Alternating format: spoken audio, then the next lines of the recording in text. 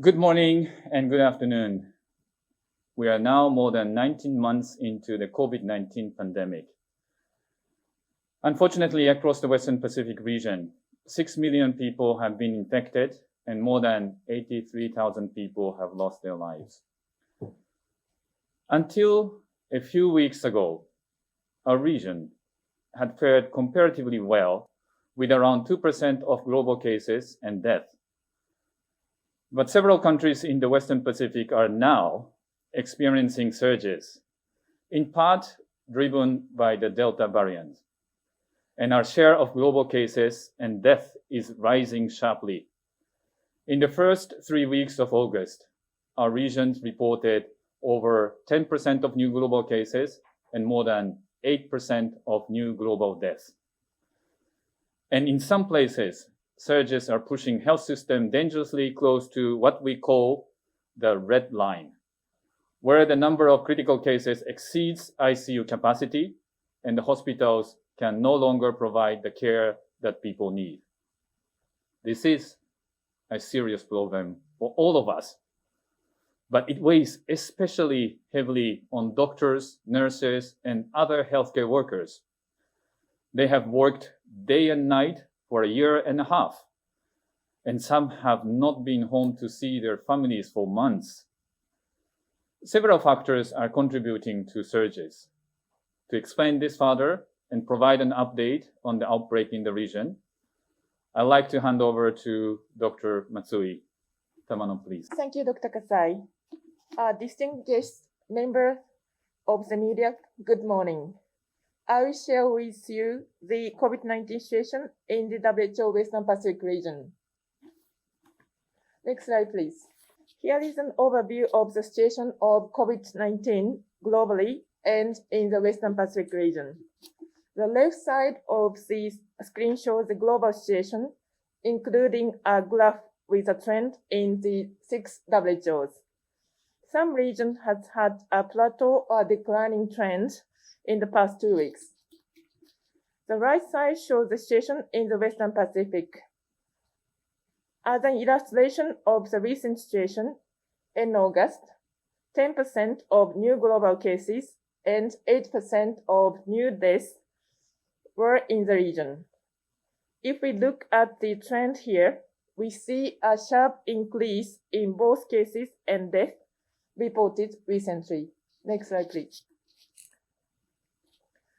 The slide shows the 4 countries in the Western Pacific region with the highest number of the new cases in the previous 24 hours. Recently, many countries in the region have reported an increasing trend in cases. Factors that have likely contributed to this increase include widely circulating virus, especially Delta variant, insufficient and or no compliance with the public and social measures, such as closure of CC settings, mask wearing. Another important factor is the difficulty in detecting cases that are asymptomatic or mild. These cases can maintain chains of transmission in the community. Next slide, please. While we see increase in many countries and areas in the region, some member states, including China, Singapore, and Mongolia, have suppressed transmission. Factors contributing to this suppression include early implementation of public health social measures after detection of community transmission and high vaccine uptake among the population. The combination of early implementation of public health social measures in addition to vaccine uptake has been shown to be effective at reducing transmission. This is also true for transmission of the Delta variant. Next slide, please. Some countries and areas in the region have reported no new cases for 7 or more days, as shown in the table on the left, and 10 Pacific Island countries have not reported any cases to date, as shown in the table on the right. Next slide, please. The proportion of COVID-19 cases which are caused by the Delta variant is increasing in several member states in the region. This slide shows the key characteristics of the Delta variant. In terms of how easily it spread, Delta has the highest transmissibility of all variants concerned. Studies suggested that Delta is nearly twice as infectious as previous strains. Regarding disease severity, some data suggested that Delta may increase the risk of severe cases in unvaccinated persons who are infected. However, these findings have not been consistently observed globally. Regarding vaccine performance, existing vaccines continue to be highly effective at preventing severe diseases in fully vaccinated individuals, including those exposed to Delta. Next slide, please. Here you can see the progress with the COVID-19 vaccine supply for eligible population in Pacific Island countries and areas. We define the eligible population in these countries as 75% of the island's overall population because they have a bigger proportion of high-risk group than other countries. As we can see in the graphs, all have secured vaccines. Next slide, please. Here is the same information of vaccine supply in the other countries and areas of the region. Overall, in the Western Pacific, with the combined efforts of government and partners, we are making progress in securing vaccines, especially for priority groups, healthcare workers, the elderly, and people with comorbidities. The region already has enough doses to protect all healthcare workers, around 26 million people. We are also closely monitoring progress with vaccine uptake in the region. Next slide, please. Here is a takeaway message. Considering the higher transmissibility of the Delta variant, early detection of community transmission, and implementation of public health social measures are key to suppressing transmission and minimizing impact. Stronger and longer public health social measures may be needed to avoid big increases. Vaccination helps to prevent severe cases, so vaccination of high-risk population groups is important. Lastly, vaccination should be paired with appropriate public health social measures. Thank you for your attention. Back to Dr. Kasai. Thank you very much, Tamano. As you have just heard, the Delta variant is now a real threat, which is testing the capacity of even the strongest public health system in our region. Delta's higher transmissibility means cluster of cases are quickly leading to bigger outbreaks, especially in the high-risk setting known as the 3 Cs, closed space, crowded places, and close contact settings. We are also seeing more clusters in the families. Once the virus enters the household, more family members are quickly becoming infected.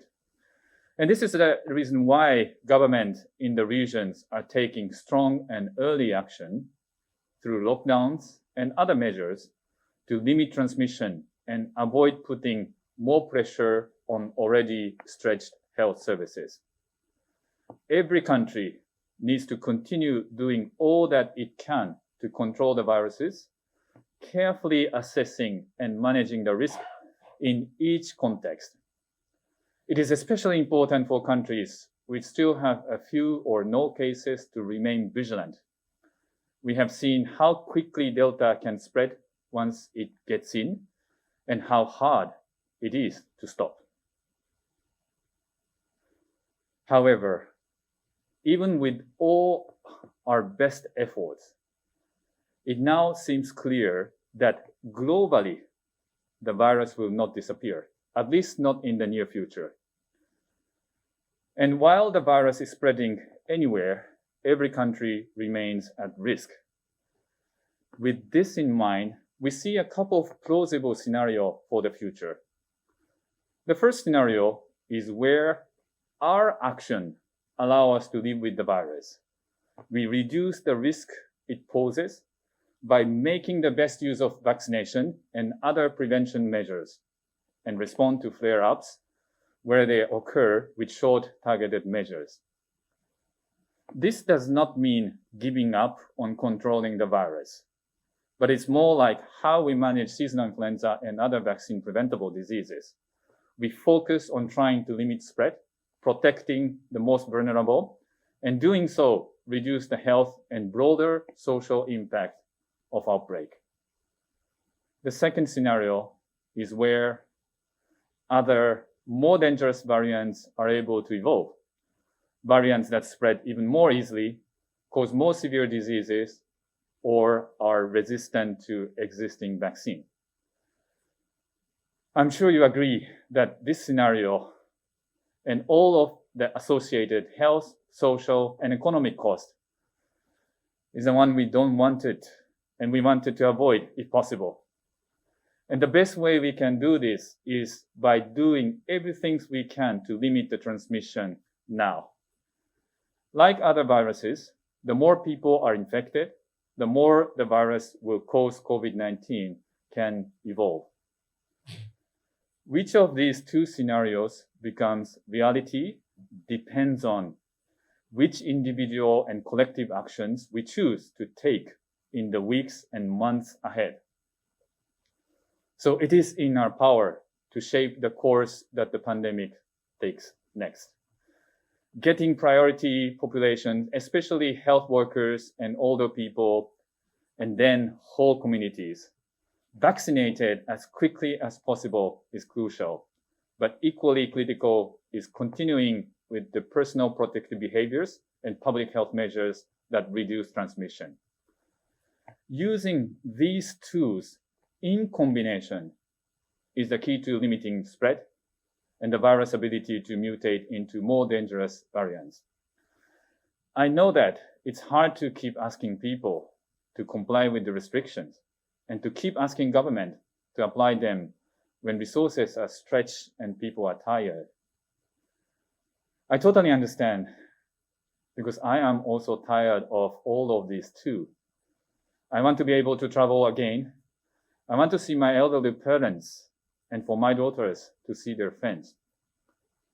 But at this critical points in the pandemic, it is up to all of us to stay the course and do all we can to avoid the second future scenario. For individuals, this means continuing to wear masks and avoid closed spaces, crowded places, and close contact setting. And of course, getting vaccinated as soon as it becomes your turn. For business and other employers, it means carefully managing and mitigating the risk at the workplace. And for health system, it means staying ready for potential surges and maintaining essential services to save lives. And for governments, in addition to rolling out vaccines, it means having the best information to support decision-making and adapting measures based on the local context.